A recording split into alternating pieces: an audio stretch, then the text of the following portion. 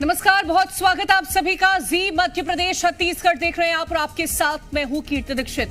लोकसभा चुनाव की तैयारियों को लेकर बीजेपी ने अपनी सभी रणनीतियां तैयार कर ली हैं और अब इसी रणनीति पर काम करने के लिए नेता जमीन पर उतरने की तैयारी कर रहे हैं।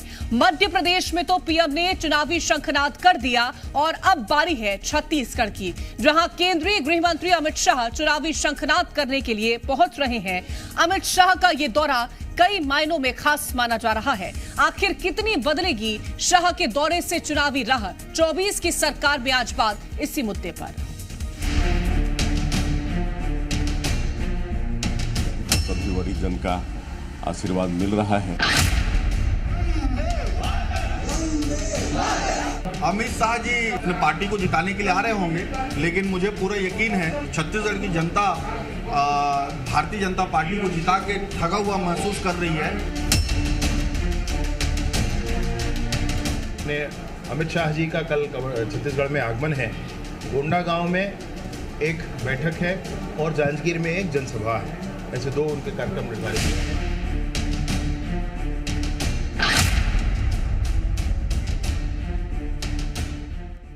लोकसभा चुनाव को लेकर बीजेपी ने अपनी तैयारियां तेज कर दी हैं। देश के गृह मंत्री अमित शाह ने एक बार फिर से छत्तीसगढ़ की कमान संभाल ली है।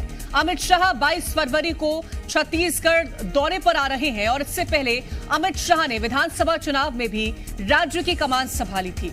अमित शाह ने बीजेपी नेताओं और पदाधिकारियों के साथ कई दौर की बैठक की थी और उसके बाद रणनीति बनाकर पार्टी विधानसभा चुनाव में उतरी थी। अब लोकसभा चुनाव को लेकर भी अमित शाह बस्तर से अपने दौरे की शुरुआत कर रहे हैं। शाह बस्तर लोकसभा सीट के कोंडा गांव में अहम बैठक करेंगे। तो चलिए आपको केंद्रीय गृह मंत्री अमित शाह के कार्यक्रम की पूरी जानकारी विस्तार से बताते हैं। सेना के विमान से पहुंचेंगे रायपुर एयरपोर्ट और बीएसएफ के हेलीकॉप्टर से जाएंगे कोंडा गांव। कोंडा गांव में अमित शाह की अहम बैठक होगी। क्लस्टर प्रभारी पदाधिकारियों के साथ बैठक करते नजर आएंगे। वहीं कोंडा गांव में बैठक के बाद जांजगीर चांपा जाएंगे। जांजगीर चांपा में आम सभा को संबोधित करते हुए भी गृह मंत्री अमित शाह नजर आने वाले हैं। और छत्तीसगढ़ की 11 लोकसभा सीटों को लेकर जहां कांग्रेस कई रणनीतियों पर मंथन कर रही है, तो वहीं दूसरी ओर बीजेपी ने सभी सीटों पर जीत का दावा ठोक दिया है। बीजेपी का कहना है कि शाह के दौरे के साथ ही लोकसभा चुनाव के कार्यक्रम शुरू हो रहे हैं। नजदीक है लोकसभा का चुनाव और उस निमित्त हमारे सभी वरिष्ठों का अमित शाह जी का कल छत्तीसगढ़ में आगमन है। गोंडा गांव में एक बैठक है और जांजगीर में एक जनसभा है। ऐसे दो उनके कार्यक्रम निर्धारित हुए हैं। ये आगामी लोकसभा चुनाव के दृष्टि से भाजपा के कार्यक्रमों की शुरुआत है। ये कार्यक्रम अब श्रृंखला में आगे बढ़ेंगे और भारतीय जनता पार्टी पूरी ताकत के साथ 11 की 11 सीटें जीतने के लिए अपना अभियान तेज करेगी।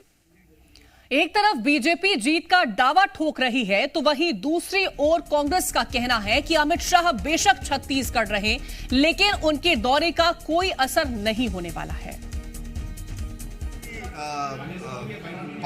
अपने पार्टी को जिताने के लिए आ रहे होंगे, लेकिन मुझे पूरा यकीन है कि विधानसभा चुनाव में जो छत्तीसगढ़ की जनता भारतीय जनता पार्टी को जिता के ठगा हुआ महसूस कर रही है और भारतीय जनता पार्टी से दुखी है। इसलिए मुझे ऐसा लग रहा है कि लोकसभा चुनाव में कांग्रेस पार्टी अच्छा प्रदर्शन करेगी, पहले से बेहतर। अमित शाह कल चुनावी शंखनाद छत्तीसगढ़ में करने जा रहे हैं और इस बीच लोकसभा सीटों की बात करें तो फिलहाल बीजेपी के पास 9 सीटें हैं और कांग्रेस के पास 2 सीटें हैं। तो चलिए अब आपको बताते हैं कि छत्तीसगढ़ में बीजेपी के वोट प्रतिशत की क्या स्थिति है। तो सबसे पहले बात 2009 की करें। बीजेपी ने 10 सीटों पर यहां जीत हासिल की और कांग्रेस को केवल 1 सीट पर जीत मिली थी। इस बीच जहां बीजेपी को 45% वोट मिले, तो वहीं कांग्रेस को 37.5% का वोट हासिल हुआ। अब बात करते हैं साल 2014 में हुए लोकसभा चुनाव की, जहां बीजेपी ने एक बार फिर 10 सीटों पर जीत हासिल की और इस बीच पार्टी को 49.7% वोट मिले थे। वहीं कांग्रेस को 39.1% वोट मिला। बात करते हैं साल 2019 की, तो बीजेपी ने 9 सीटों पर जीत हासिल की और उसका वोट प्रतिशत रहा 51.4%। 4%। दूसरी ओर कांग्रेस को 2 सीटें मिली और उसका वोट प्रतिशत रहा 41.5%। बीजेपी का वोट प्रतिशत कांग्रेस के मुकाबले लगातार बढ़ता नजर आ रहा है। तो चलिए अब आपको बताते हैं कि किस सीट पर कौन काबिज है।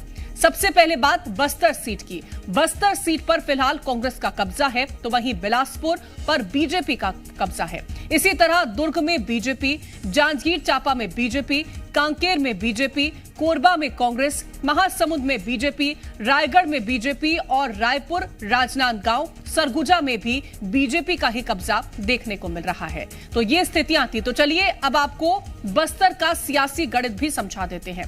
सबसे पहले बात, बस्तर लोकसभा सीट आदिवासी सीट है और यहां आदिवासियों के लिए आरक्षित सीट है।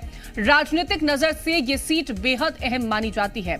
1999 से 2019 तक बीजेपी का यहां पर दबदबा देखने को मिला है। 2019 में कांग्रेस प्रत्याशी ने यहां से चुनाव जीता था। 39,000 मतों की अंतर से यहां पर जीत हासिल हुई थी। वहीं इस सीट के जातिगत समीकरण की बात करें तो यहां पर बस्तर में 60% आदिवासी आबादी है, वहीं ओबीसी आबादी यहां पर 20% है और सामान्य आबादी की बात की जाए तो ये भी 20% ही देखने को मिलती है। अब चर्चा के लिए हमारे संवाददाता सत्यप्रकाश रायपुर से जुड़ गए हैं।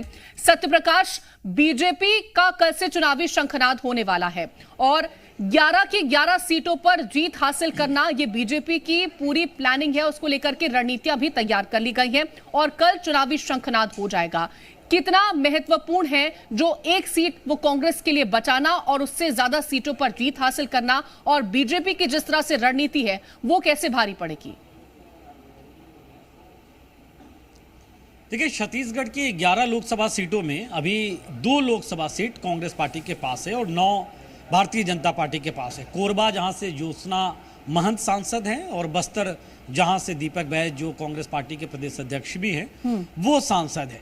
लेकिन इस बार भारतीय जनता पार्टी इन दोनों सीटों पे भी बाकी जो 9 सीटें हैं उनके साथ साथ सेंध लगाने की तैयारी में दिखाई दे रही है। कल शंखनाद है, चुनावी बिगुल फूकेंगे खुद केंद्रीय गृह मंत्री अमित शाह भारतीय जनता पार्टी के लिए, और 11 की 11 सीटें जीतने का लक्ष्य भी कार्यकर्ताओं के सामने रखेंगे। उनमें जोश भी बढ़ते हुए दिखेंगे क्योंकि पहले तो क्लस्टर की बैठक है कोंडागांव में और उसके बाद जांजगीर में बड़ी आम सभा को संबोधित करेंगे और यहीं से शंखनाद एक तरह से वो चुनावी बिगुल फूकेंगे एक तरह से।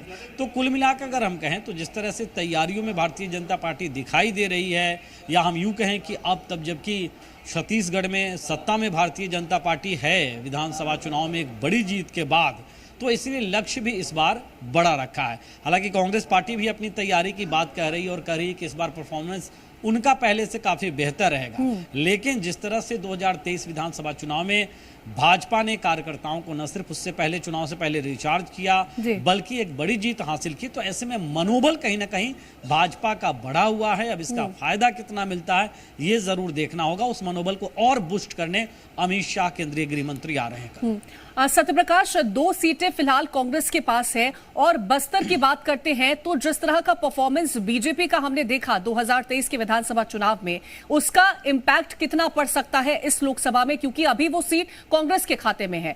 बाद में अब अगर हम देखें 2023 के कंपैरिजन में तो उसका कितना ज्यादा असर माना जा सकता है? देखिए, 2018 का जब विधानसभा चुनाव हुआ था तो उस वक्त 11 सीटें कांग्रेस पार्टी को बस्तर में मिली थी। बस्तर संभाग में 12 सीटें हैं विधानसभा की, 11 सीटें मिली थी और बाद में जब एक उपचुनाव हुआ तो वहां भी कांग्रेस पार्टी की विजय हुई। तो 12 की 12 सीटें कांग्रेस पार्टी के पास थी बस्तर में।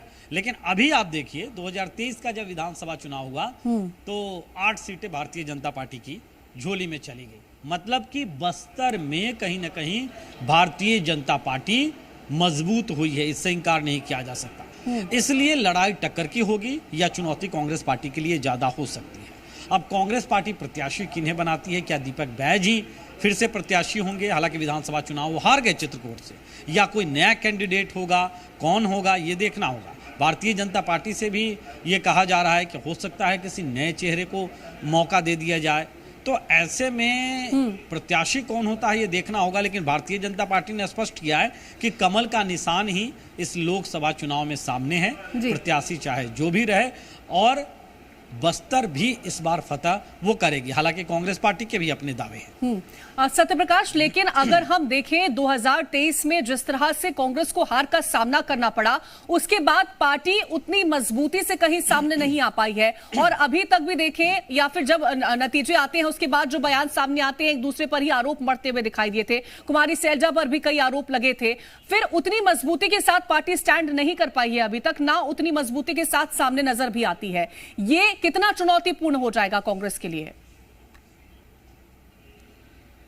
देखिए, राजनीतिक विश्लेषक ये मानते हैं कि अगर कांग्रेस अपने अंतरकलह से, अपनी गुटबाजी से उभर गई तो वो उभर जाएगी। मतलब कि कांग्रेस को अगर उभरना है राजनीतिक तौर पे तो उसे अपने अंदरूनी कलह, गुटबाजी, क्षेत्रीय क्षत्रपों के क्षेत्रों में ही प्रभाव, इस सबसे उभरना होगा, इस सबसे आगे बढ़ना होगा। और 2018 का जो विधानसभा चुनाव था, इसमें बहुत हद तक कांग्रेस इससे उभरती हुई दिखाई भी दी थी, बड़ी एकजुटता के साथ चुनाव भी लड़ा था। लेकिन 2023 में फिर वहीं ढाक के तीन पात वाली स्थिति दिखाई दी। अब क्या लोकसभा चुनाव में फिर से एकजुटता दिखेगी? ये अब तक चर्चा का ही विषय बना हुआ है। हालांकि कांग्रेस ये कह रही है कि वो एकजुट है, एकजुट होकर ही चुनावी मैदान में कूदी है। राहुल गांधी की जो भारत जोड़ो न्याय यात्रा हुई, उसका भी अच्छा रिस्पांस मिला है और इसका फायदा कांग्रेस को मिलेगा, ये कांग्रेस के लोगों का कहना है। लेकिन जिस तरह की स्थितियां जमीनी स्तर पे दिखाई दे रही है, राजनीतिक पंडित जो मान रहे हैं, उसके हिसाब से अगर हम देखें तो कहीं ना कहीं कांग्रेस को अभी तैयारियों में और ताकत सामूहिक तौर पे झोंकने की जरूरत नजर आती है। हालांकि भारतीय जनता पार्टी और कांग्रेस, इनमें छत्तीसगढ़ में लोकसभा चुनाव में भी सीधा मुकाबला होगा, ये तो जरूर है। कुछ सीटों पे कांटे की टक्कर भी होंगी, देखना होगा कि प्रत्याशी कैसा होता है। लेकिन हाँ, निशान हाथ छाप, पंजा छाप और कमल का फूल छाप, इसके बीच ही चुनावी मैदान में प्रत्याशी फाइट करते हुए दिखाई देने वाले। बिल्कुल, प्रत्याशी फाइट करते हुए नजर आएंगे और कहीं ना कहीं कल जो जान फूंकने की कोशिश है वो गृह मंत्री अमित शाह करने वाले। फिलहाल बहुत शुक्रिया तमाम जानकारी पहुंचाने के लिए आपका, सत्यप्रकाश।